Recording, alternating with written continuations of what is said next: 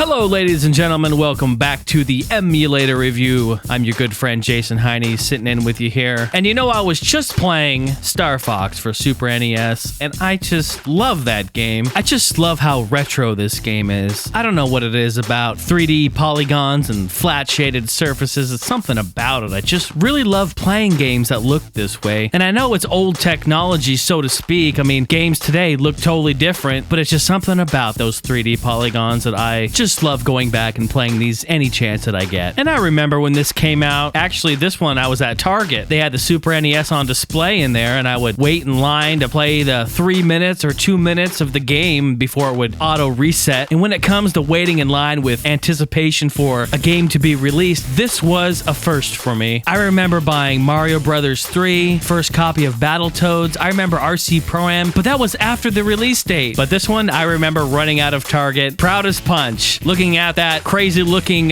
fox on the front cover, and I'll be honest, I was a little weirded out by it. If you take a look at it closely, Fox McCloud in the first one is actually kind of creepy. I don't know if it's the shoes or his hand on his back. All I know is that he had really big friggin' ears, and the doll they used was creepy all the way around. But nevertheless, this was the introduction of Fox McCloud. But I'm not here reviewing Star Fox for Super NES. I'm reviewing the technology behind it. The technology that helped create visuals like this. Out of the 18 different enhancement chips used in Super Nintendo games, and over 80 different titles to use these chips, this is the Super FX chip. Now, the history of the Super FX chip is actually pretty intriguing. A lot of people believe that this was created by Nintendo, which is the furthest from the truth. In 1982, British video game developer Jez Sand founded Argonaut Games in London. The first game he developed was entitled Skyline Attack for the Commodore 64. After that, he produced a game called 3D Star Glider for the Amiga and Atari ST. The game was a huge success due to its visuals, using wireframe polygons. After the success of 3D Star Glider, guess who came knocking on Argonaut Games' door? That's right, good old Nintendo, with a few questions about this Star Glider game that they've seen. Jez agrees to work with Nintendo to help develop games. This relationship lasted all the way through the latter parts of the NES's life, all the way through the entire Super NES's life. And you know what the first topic of discussion was at the table when they sat down. Nintendo said, "All right, Jez, can you make us a 3D Star Glider also?" Jez went back to the lab, made a prototype port of his game that he codenamed NES Glider that was working on the Nintendo and the Super NES. Jez took his two ports, went back to Nintendo, showed them his work, and Nintendo was like, "Oh, cool.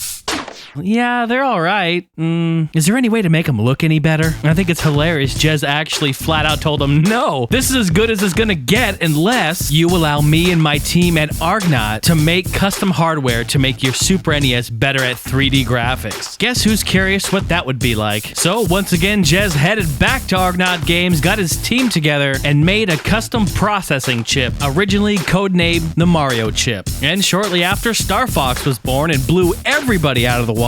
It's funny, after the chip was made and Star Fox was created and released, and the huge success of that, they actually joked about it. They said, "Man, this Super FX chip is so powerful. The Super NES is just a box to basically hold the chip in." Now, the chip was able to do double duty. It was widely known for rendering polygons, but also helped in enhancing 2D effects. A prime example of this would be Super Mario World 2, Yoshi's Island, where the whole game throughout is kind of cartoony, the bosses stretch and really show elastic properties. This was all made possible due to the FX chip. Now, games that use the FX chip have one, usually two extra contacts on the bottom of them. And as with the extra hardware comes at a higher price, these games would retail for $10 more. There were two versions of the FX chip made. The first version included games like Dirt Track FX, Star Fox, Stunt Race FX, and Vortex. The second revision, the FX chip 2, were used on games like Doom, Super Mario World 2, Yoshi's Island, and Winter Gold. Oh, and was also used on Star Fox 2.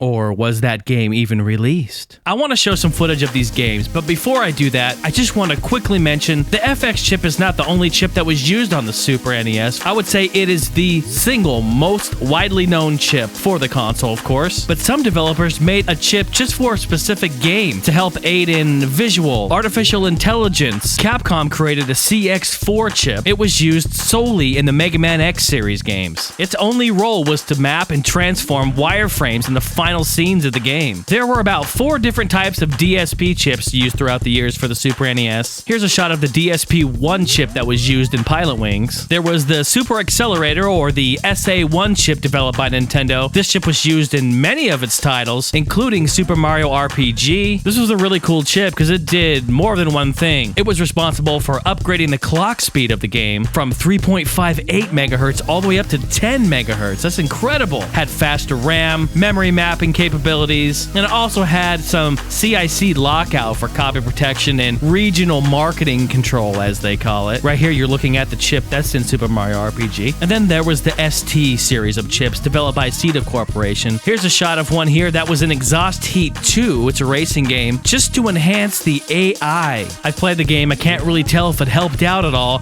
I still think the AI is dumb, but I'll tell you what, it's nice to know that these developers are thinking about the AI, because back in the day, you know how dumb they were. So it's nice to see that somebody was taking steps to hopefully make that a little bit better. All right, without any further delay, I want to get into some of the footage of these games. As I'm sure most everyone has played Star Fox, maybe you haven't played all the other games that utilize the FX chip. So let's take a quick gander at them. So here we are with the cult classic Star Fox. You can see here, does a real good job rendering the polygons and wireframes. Moving right along here to Super Mario World 2, Yoshi's Island. Again, this game utilized the FX2 chip with the aid of making everything cartoony. And also all the character animation and AI animation of movements also was sent to the FX chip for processing. Moving on to Stunt Race FX, here's a little gem from 1994. Another great example of the Super FX chip in action and what its capabilities are. Now you will notice when I do play the game here that it is not full screen, and that's just due to frame rate dropping. I mean, there is no way, and unfortunately on my emulator you can't tell the frame rate issue. I wish this port was more exactly like the game. The frame rate looks solid here, but the actual gameplay is very laggy and choppy, and they tried to fix that with making it a fraction of the screen size here. Still a really good game. It has a lot of good modes in it. And then moving on here to Vortex. This is the first time you actually saw the FX logo being advertised like a consumer product. Vortex is an interesting game. You control this